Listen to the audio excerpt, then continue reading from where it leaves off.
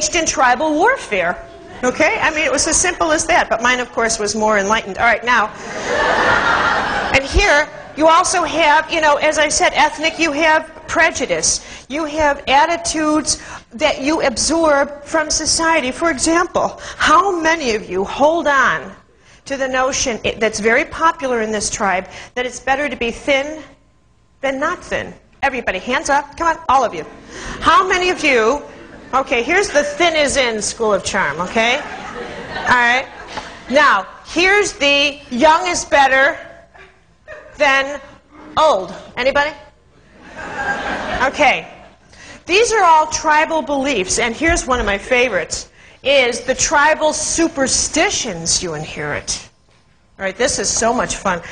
So many people will say, I'll ask them, okay, what kind of tribal superstitions do you have? And they'll give me superstitions that they say they have nothing to do with. Like someone will say to me, you know, walking under a ladder. I said, are you connected to that? Absolutely not. And I want to say to them, walk under those ladders, all 17 of them, you know, and they won't do it, right? We're connected to unbelievable family. I'll tell you one story that comes to mind with this wonderful psychologist I knew in Chicago. And she was Puerto Rican. And for her family, the fact that she'd made it all the way through to a PhD in psychology made this family so proud of her. And she was such a gracious person. But in her culture, they have a belief in like the evil eye or this kind of thing. And so there was a woman who apparently had this reputation of being that kind of what we would call perhaps a witch in a different culture. And she was walking home one day, this psychologist was walking home, and she spots this other woman looking at her through the curtain, like this kind of direction. And she came home convinced that the evil eye had been put on her, right? And it went right down into her first chakra. And your first chakra, by the way, if converted into illness, is the center of this runs your immune system. Okay, your immune system is your protective field. Okay, so this is your immune system. So what happened was she literally leaked her energy completely to this experience with this woman. From that moment on, every single one of her circuits came in and out in the blink of an eye. Instantly, her immune system took a nosedive. All right? And no matter, I'm going to show you how important this is, no matter how much you try to reason with a person, she was put under a spell. You want the medieval word for it? She was put under a spell.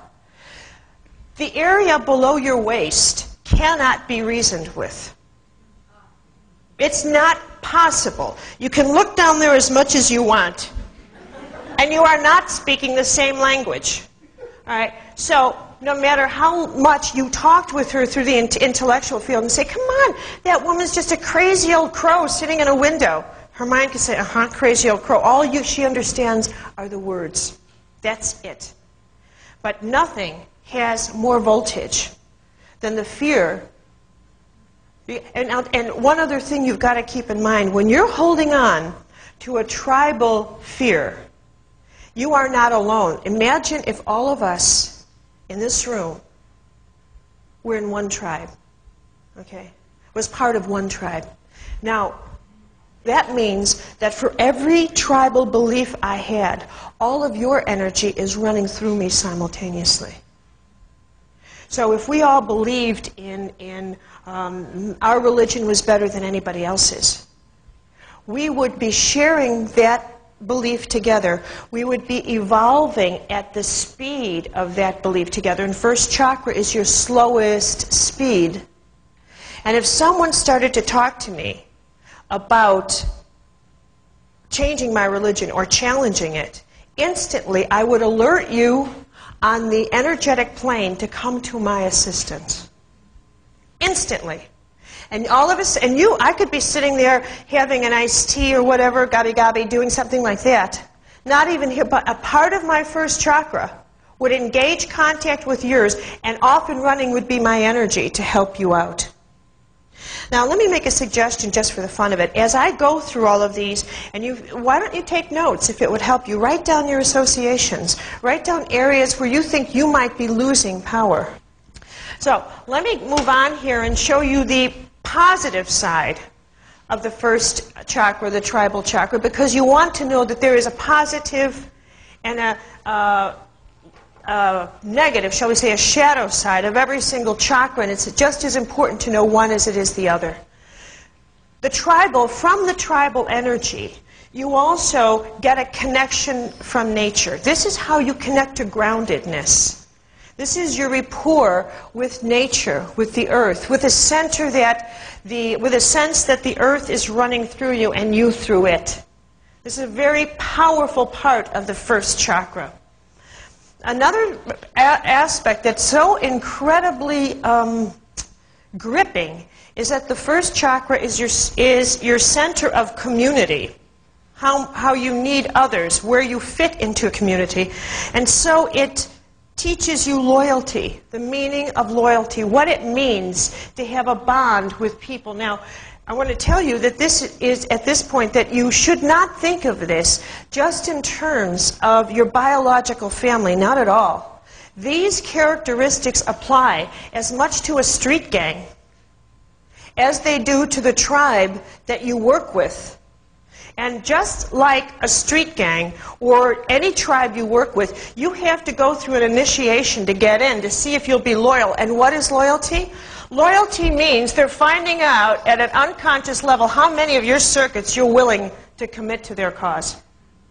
That's what initiation is all about, which is why there is such a difficult, sometimes challenge to initiation. I mean, I don't know if you saw that one news story, it was last year sometime, or maybe this year, it was this year, about the Marine initiation, where they take this hideous object and put it in the chests of these men and then punch on it for a half hour, and if they survive this, they're a Marine?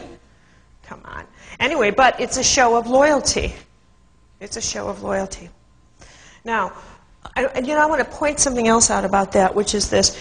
The tribe, the purpose of the tribe is survival, physical survival. The tribe is responsible for teaching you how to live with your feet and your legs straight on the earth so you can stand up for yourself. So it's meant to teach you social skills, so how you work well with people within your community, as well as teaching you a sense of what it means to act with honor among others. So often people comment to me that they had an unloving biological tribe. But what I've realized is the purpose of the tribe, in a very positive way, is almost to emphasize loyalty more than love. It's loyalty as love and loyalty as a form of love, which is why we speak about family being literally and more metaphorically in our blood. The vibration is literally in our blood. There's many, many, many positive aspects to this. You have a sense of pride in your history and in what your family traditions are, and a sense of respecting those traditions, sharing them with others. And it also is true that this first chakra is very much, totally thrives within a stable family. Because the fact is, we really are tribal creatures by design. While we might need our days or weeks or months alone, we also need to have some kind of contact with the community. If we're mystics, we need a mystic vacation with other mystics.